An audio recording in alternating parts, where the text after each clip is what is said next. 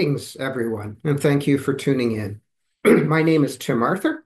I am the president of the Canadian Veterinary Medical Association, and it is an honor to be able to give everybody holiday greetings at this time of year.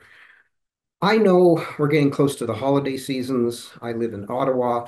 My snow shovel is now getting a lot of work. The holiday tree went up last night. It's covered in our ever expanding collection of bird ornaments. The wax has been taken out of last year's menorah and it's been shined up and ready to go. Our local fox is looking particularly fluffy, and I'm hauling enough mice out of our basement that I now have a barred owl sitting in a tree out back waiting for breakfast to show up. This time of year brings a lot of mixed feelings for me. I've been in this practice for a long, long period of time, and I've gone through a sort of different feelings towards the holiday season. As a youngster, wondering why, as the most inexperienced veterinarian, I was the one in charge of all the holiday emergencies, wondering why I was not able to drive home and see my family because I had to look after my patients. But at the same time, going through the experience and saying, I did a heck of a good job. And I actually enjoyed that.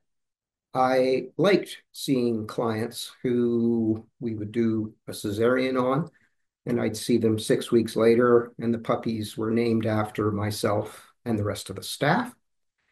I remember seeing many clients that didn't have to see the dogs with the itchy ear, but the thought that that animal was going to have a comfortable holiday and their owners were going to have a comfortable holiday was rewarding if you thought about it in the right way. I remember opening up my own veterinary clinic. Times were lean, economics were not wonderful, but the shift that I did at the emergency clinic over the holidays was what allowed the presents to show up for my family and friends. And I was grateful that this profession allowed me that opportunity. As an older practitioner, I remember the morning when my phone rang at 5 o'clock and the alarm system had triggered. And 5 minutes later, the police had told me that the front window to the clinic was broken. I remember spending the day in the clinic once again, wondering what was wrong with my life that my holiday was being sacrificed. But at the same time, I remember the lady who was working at the alarm system company was at work.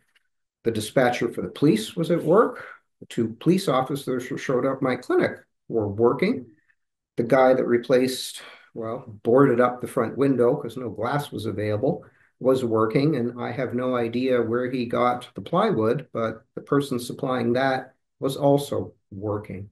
I wasn't the only one whose holidays were being given off to the profession that I had chose to work in. I also remember patting myself on the back because when I got to the clinic, all of the animals that were boarded there were quite happy. I remember that the immediately visible drug supply was gone, along with a large portion of the cupboard that it was attached to. But the better disguised and well hidden big drug supply was still sitting in the clinic, safe and sound. So mixed messages, but as I got older, I came to appreciate what our clinic, what our facility, what our profession does for people in need and how we allow them to have a better holidays. For the CVMA, this has been a very, very good year.